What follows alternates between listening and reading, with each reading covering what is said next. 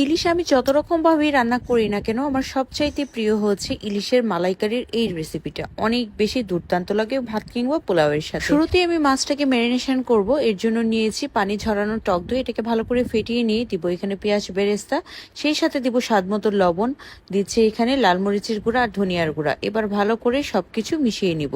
এখানে দিচ্ছি পেঁয়াজ বেরেস্তার তেল। এবার মাছটাকে ভালো করে ধুয়ে পরিষ্কার করে নিয়ে মশলাটার সাথে ভালো করে ম্যারিনেশন করে রাখবো 10 মিনিট সময়। এখানে দুটো শুকনো মরিচ আর কয়েকটা আস্ত কাঁচামরিচ দিয়ে রান্নাটা বসিয়ে দিয়েছি।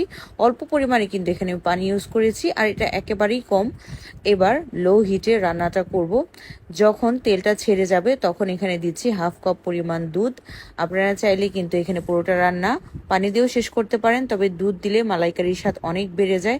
যখন রান্নাটা এরকম মাখো মাখো হয়ে কালারটা চেঞ্জ হয়ে যাবে, নামানোর আগে দিচ্ছি কিছুটা পরিমাণ বেরেস্তা।